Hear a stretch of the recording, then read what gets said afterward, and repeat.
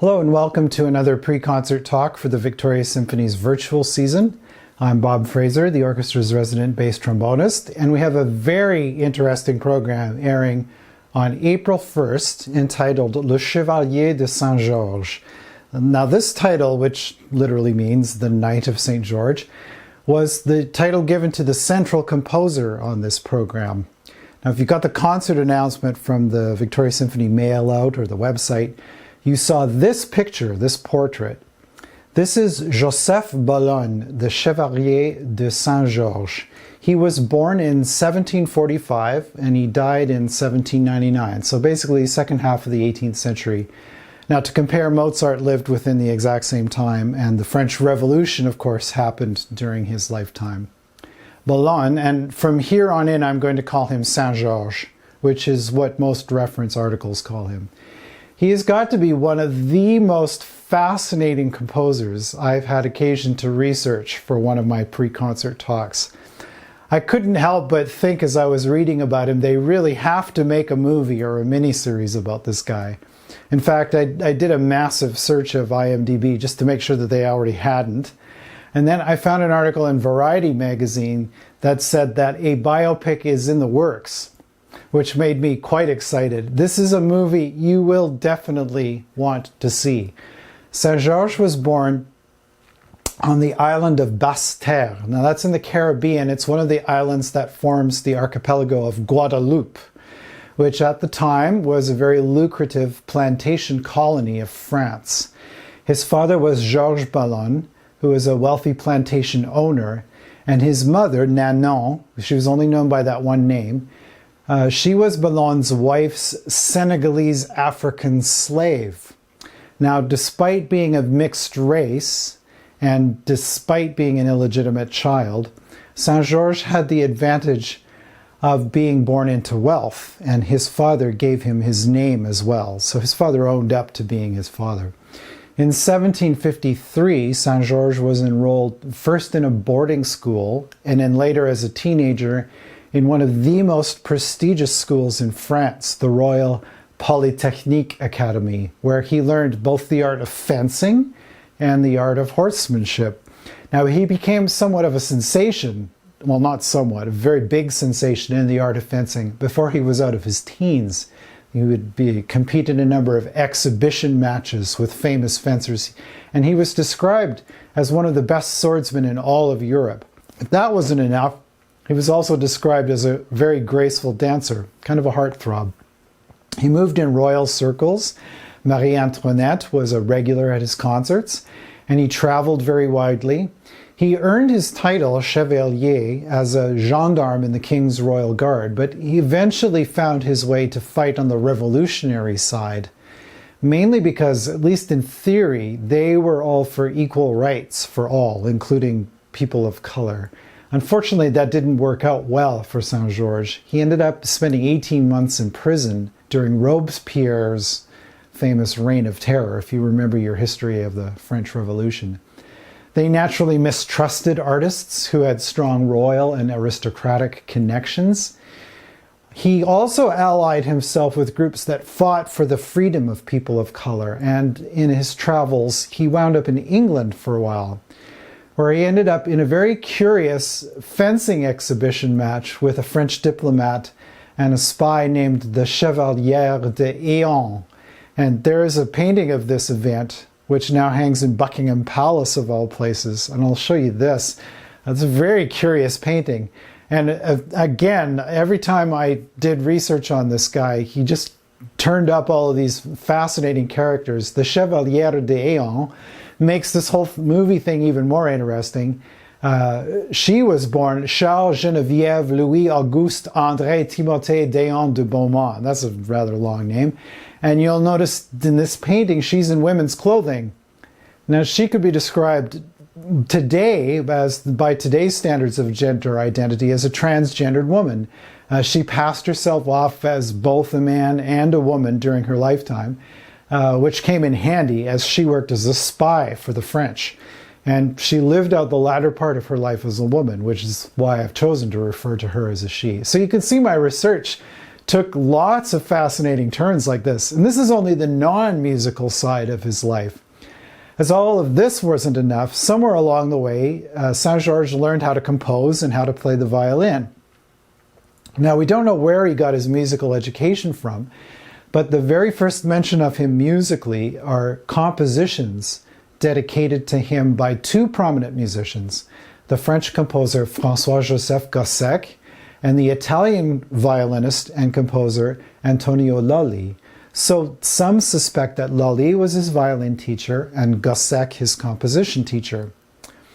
At any rate, Gossec hired Saint-Georges to play in his newly formed orchestra, which was called the Concert des Amateurs. And amateurs has nothing to do with it. This was a professional orchestra. Amateur is the French word for lovers of, so lovers of music. And eventually, Saint-Georges became its concertmaster, its leader. Now, this was after he had developed a very public reputation as a fencer, so there are reports where people were all of a sudden very surprised that there is this famous swordsman now leading a symphony orchestra.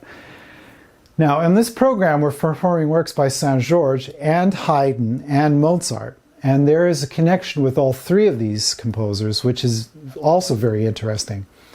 Mozart traveled to Paris in 1778 and stayed there for the better part of the year. And he stayed for 2 months in the exact same palace where Saint-Georges took his lodgings. And correspondence between Mozart and his father actually mentions the groups that Saint-Georges played in, the Concert des Amateurs. Now, we don't know any of the details of a meeting between these two composers, but we know that it must have happened.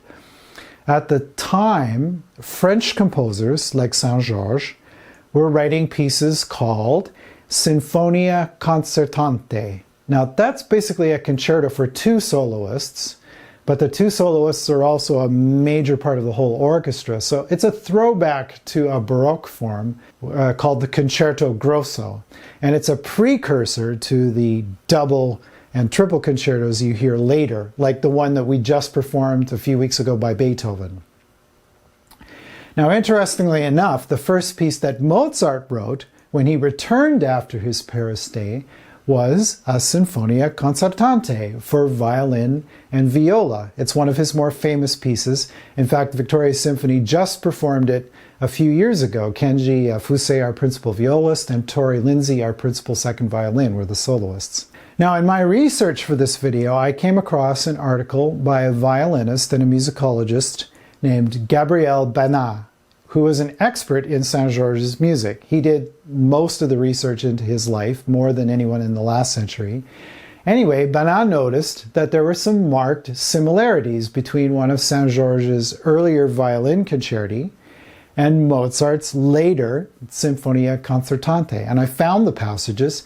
Here's a passage from Saint-Georges' violin concerto.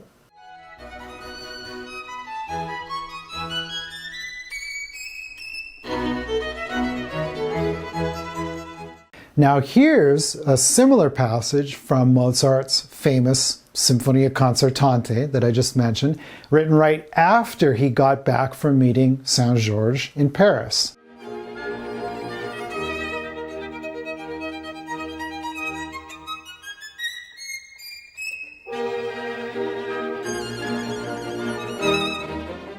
Now, I don't want to make too much of the similarity between these two excerpts. After all, there are a lot of similar sounding passages between composers. It happens all the time.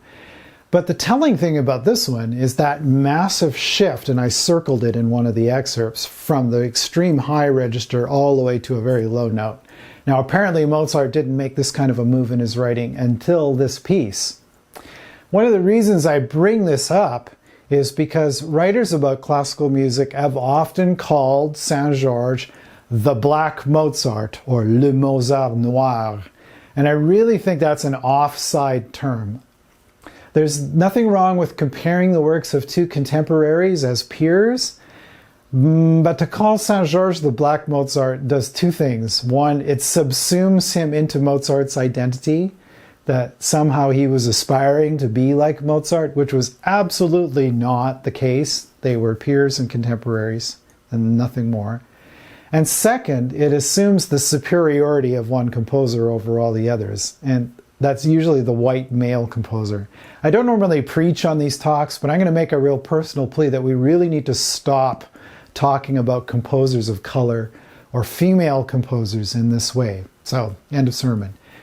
Now, the Haydn connection is even more direct. The Victoria Symphony is going to be performing the finale of Haydn's 86th symphony on this concert.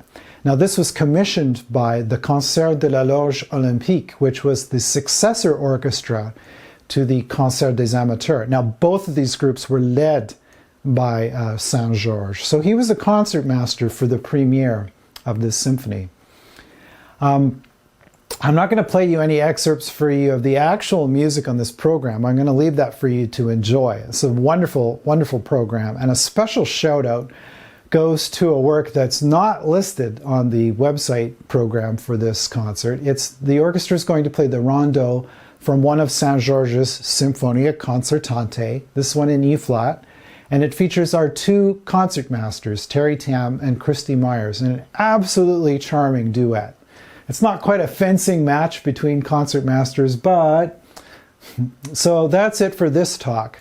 Now do look him up. Look up Joseph Boulogne, Chevalier de Saint-Georges on Wikipedia. The article there is quite good, and I'm sure you'll agree that I only barely scratched the surface of what has got to be one of the most fascinating figures, not only in music history, but in world history. So I'll see you next time.